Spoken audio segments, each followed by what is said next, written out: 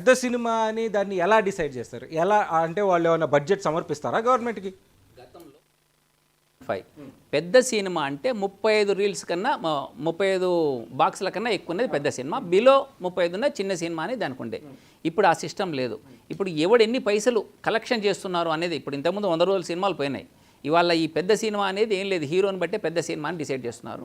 ఒక్కొక్క దాంట్లో థియేటర్లలో టోటల్గా ఒక నలుగురండి మాఫియా, ఆ నలుగురు మాఫియా. ఈ నలుగురు కలిసి మళ్ళీ ఇంకో సంస్థ పెట్టినారు. దిల్ రాజు గారు, సురేష్ ప్రొడక్షన్స్, అల్లు అరవింద్ గారు, ఇంకోటి ఏదో సంస్థ ఏషియన్ ఫిలిమ్స్. వీళ్ళు నలుగురు టోటల్గా 3500 థియేటర్లు అండి తెలుగు దాంట్లో. ఈవెన్ తమిళనాడులో ఒక 600-700 థియేటర్లు ఉన్నాయి. మన దగ్గర 3500 ఉండే అప్ టు 2005. ఈరోజు అది 2500కు అట్లా పడిపోయింది. టోటల్గా ఈ నలుగురు క్యాప్చర్ చేశారు. ఇవల్ల ఒకటి ఎవరైనా సినిమా తీయాలంటే ఖచ్చితంగా సినిమా రిలీజ్ కావాలంటే ఈ నలుగురు దగ్గరికి అప్రోచ్ కావాల్సిందే. ఇప్పుడు ఏదన్నా మామూలు ప్రొడ్యూసర్, వీళ్ళన్నట్టు మామూలు ప్రొడ్యూసర్ నేను పోయి సినిమా తీసిన, నా సినిమా చూడండి అంటే, నా సినిమా నేను 2 లక్షలు 2 కోట్లు 3 కోట్లు ఖర్చు పెడితే ఈయన అంటాడు ఓ సినిమా చూపిస్తే ఇది నీకు, వాళ్ళకి ఎక్స్పర్ట్స్, వాళ్ళకి తెలుసు నేను కొత్తోని కాబట్టి నాకు ఎక్స్ట్రా ఎక్స్పెండిచర్ అవుతుంది. అయితే నేను 3 కోట్లు పెట్టినా సార్, ఇది అంటే నాకు 4 కోట్లు అంటే, లేదయ్యా నీది 1.5 కోటి కన్నా ఎక్కువ కాదు, నీకు 1,75,00,000 ఇస్తా అని ఈయన చెక్కు పట్టుకుంటాడు. చెక్కు పట్టుకుంటే ఆ చెక్కుకి నేను సినిమా చూసి యాక్సెప్ట్ చేస్తే ఓకే, లేదు సార్ నేను ఇవ్వండి సార్, నాకు నిజంగా 3 కోట్లు అయిందంటే నువ్వు ఇక్కడి నుంచి పోవాలి. మళ్ళీ నేను ఇంకో దిల్ రాజు దగ్గరికి పోవాలి. అక్కడికి పోతే ఆయన అంటాడు సురేష్ బాబు గారు నీకు 1,50,00,000కి అడిగినాడు, 1,25,00,000కి అడిగినాడు, నువ్వు ఇట్లా అని చెప్తావని. ఇది వీళ్ళ దోపిడి.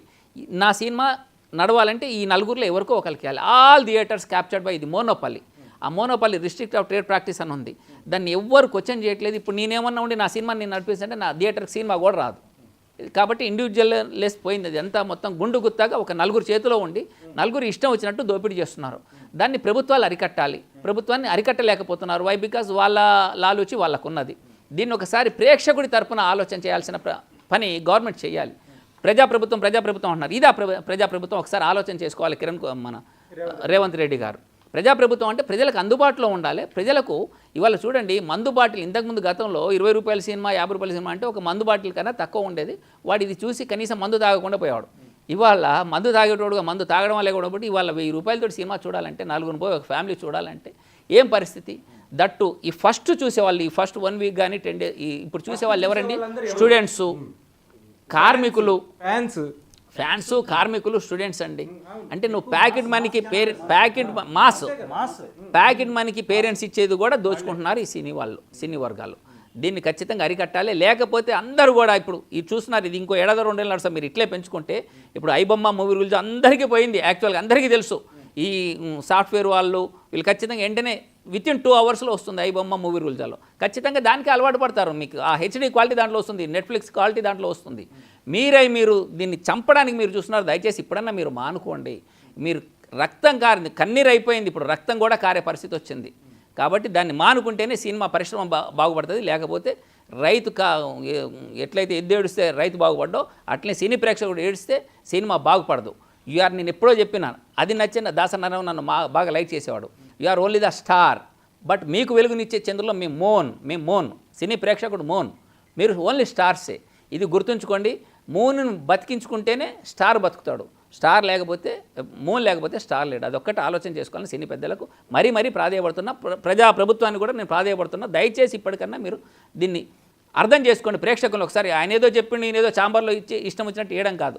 అట్లా ఇవ్వడానికి లేదు. ఇవ్వడానికి ఇస్తే ఇప్పుడు ఒక జీవో వచ్చేసింది ఆల్రెడీ. ఒక జీవో వచ్చినప్పుడు ఇంకో 3 రోజులు ఉంది మనకి వ్యవధి.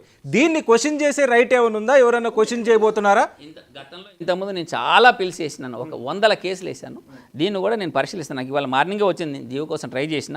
ఈ జీవో మెమో నెంబర్ 6480 అని ఇవాళ మార్నింగే వచ్చింది నా దగ్గరికి. దీన్ని ట్రై చేస్తే అవకాశం ఉంటే రేపు ఉన్నది కాబట్టి రేపు లంచ్ మోషన్ మూవ్ చేయడానికి చూస్తాను. నేను ఏమనుకుంటున్నా అంటే, ఈ తెలంగాణ గవర్నమెంట్ బహుశా నేను అనుకుంటా రీసెంట్గా గద్దర్ అవార్డుని బహిష్కరించారు.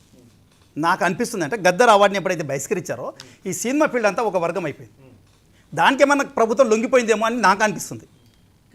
అంటే నేను అయితే తీసుకోరు కానీ సినిమా అయితే 800 లేదు 1200 రూపాయల టికెట్ కొనాలనా? గద్దర్ అవార్డు తెలంగాణ ప్రజలకి ఏమొస్తుంది?